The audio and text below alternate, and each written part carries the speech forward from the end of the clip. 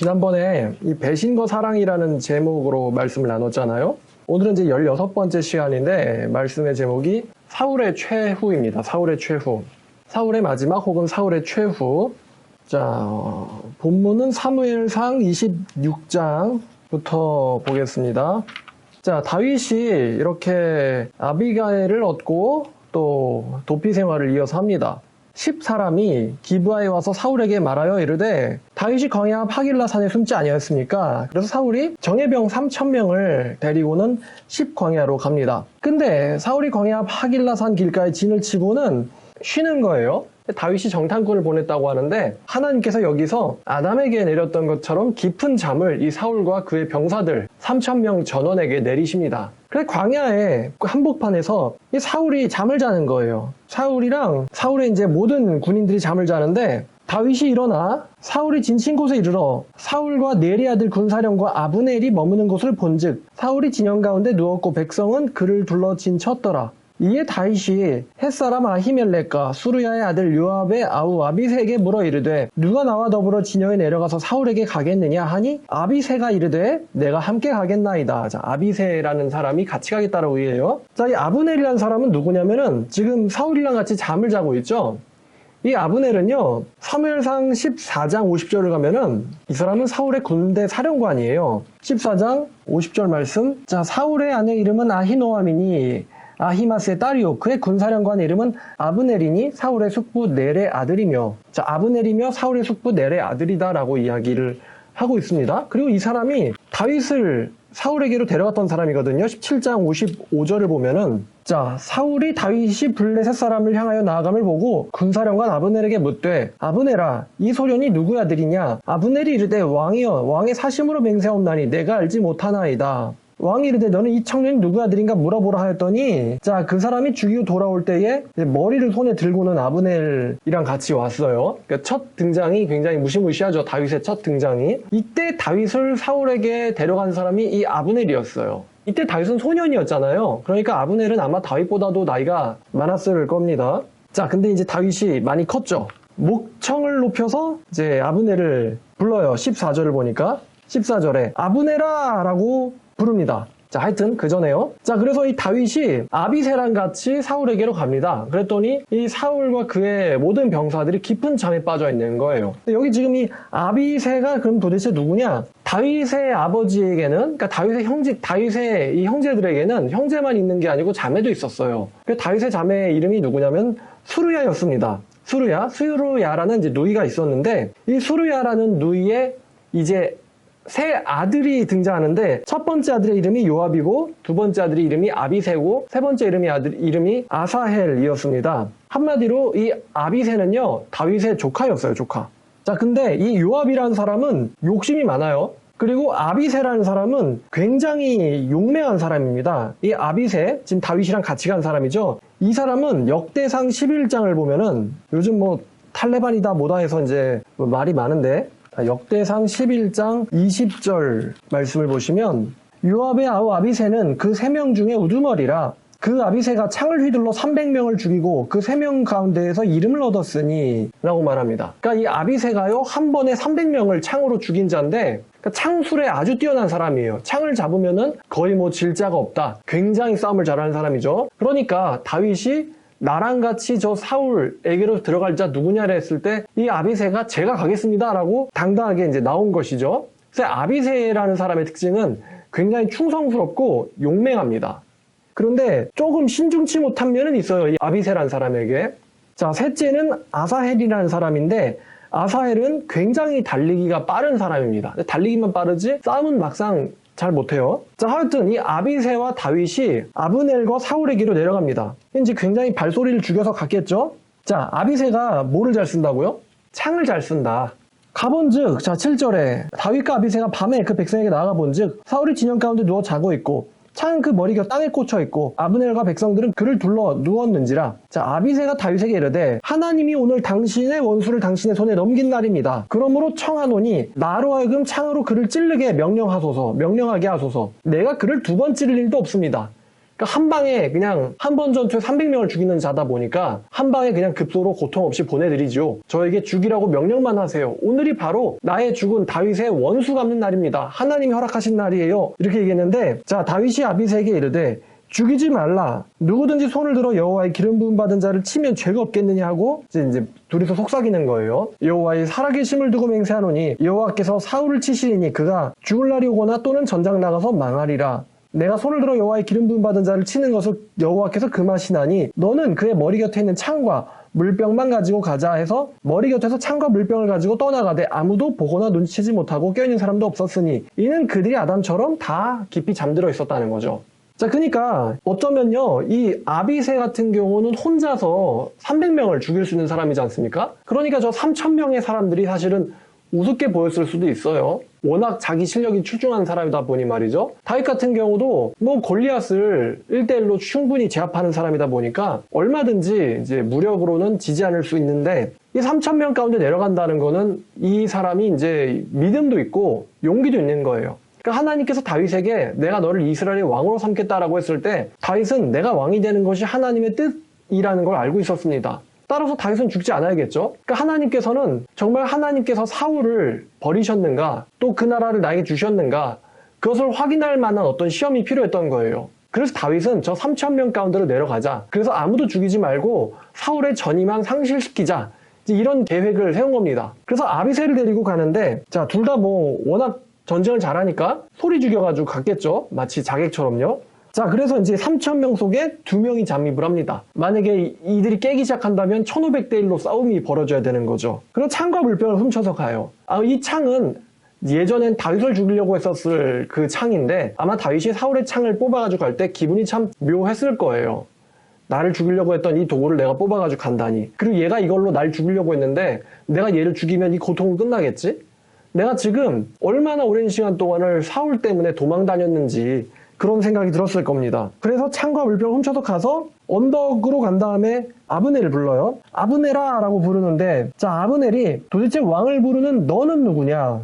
자, 다윗이 아브넬에게 이르되 너가 용사가 아니냐? 이스라엘 가운데 너 같은 자가 누구냐? 그런데 네가 어찌 주 왕을 보호하지 아니하였느냐? 백성 가운데 한 사람이 주 왕을 죽이려고 들어갔었느니라. 네가 행한 일이 옳지 못하니 여호와께서 사심을 두고 맹세하노니 여호와의 기름 부음 받은 너희 주를 보호하지 않았으니 너희는 마땅히 죽을 자이니라. 이제 왕의 창과 왕의 머리 곁에 있던 물병이 어디 있나 보라. 이 큰 목소리를 사울이 듣고요. 자, 사울이 알아듣고 이르되 내 아들 다윗아 이것이 내 음성이냐는지라. 다윗이 이르되 내 주 왕이여 내 음성이니이다 하고 또 이르되 내 주는 어찌하여 주의 종을 쫓습니까? 내가 뭘 하였으며 내 손에 무슨 악이 있습니까? 원컨대 주 왕은 종의 말을 들으소서. 만일 왕을 충동시켜 나를 해하려는 자가 여호와시라면은, 나를 해하려는 자가 여호와시라면은 나는 죽기를 원합니다. 여호와께서 그 재물을 받으시기를 원하나이다마는 만일 사람들이라면 그들이 여호와 앞에서 저주를 받으리니 이는 그들이 이르기를 너는 가서 다른 신을 섬기라고 오늘 나를 쫓아내어 여호와의 기업에 참여하지 못하게 함이니이다. 그게 무슨 말이냐면요, 이 다윗이 살고 싶으면 이스라엘에서 떠나야 되거든요. 근데 이스라엘에서 떠난다는 것은 우상 숭배를 참여한다는 것을 의미하는 거예요.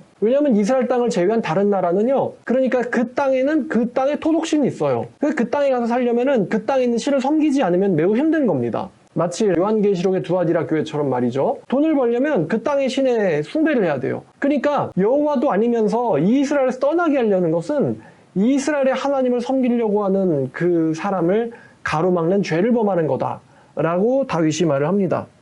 자, 그러므로 청하건대 여호와 앞에서 이 먼 이곳에서 이제 나의 피가 이 땅에 흐르지 말게 하옵소서. 이는 산에서 메추라기를 사냥하는 자와 같이 이스라엘의 왕이 벼룩 하나를 수색하러 나오셨습니다. 사울이 이르되 내가 범죄하였도다. 내 아들 다윗아 돌아오라. 내가 오늘 내 생명을 귀하게 했은즉 내가 다시는 너를 해하지 아니하리라. 내가 어리석은 일을 했으니 대단히 잘못되었도다. 자, 다윗이 이제 왕의 창과 물병을 가져가라 라고 하죠. 자, 23절 여호와께서 사람에게 그의 공의와 신실을 따라 갚으시리니 이는 여호와께서 오늘 왕을 내 손에 넘기셨으되 나는 손을 들어 여호와의 기름 부음 받은 자 치기를 원치 아니하였나이다. 오늘 왕의 생명을 내가 중히 여긴 것처럼 내 생명을 여호와께서도 중히 여기셔서 모든 환난에서 나를 구해 주시기를 바라나이다. 사울이 다윗에게 아들 다윗아 복이 있을지어다. 네가 큰일 행하겠고 반드시 승리를 얻으리라니라. 이에 다윗은 자기 길로 가고 사울은 자기 곳으로 돌아가니라. 자, 이렇게 사울과 다윗의 마지막 만남이 이제 끝납니다.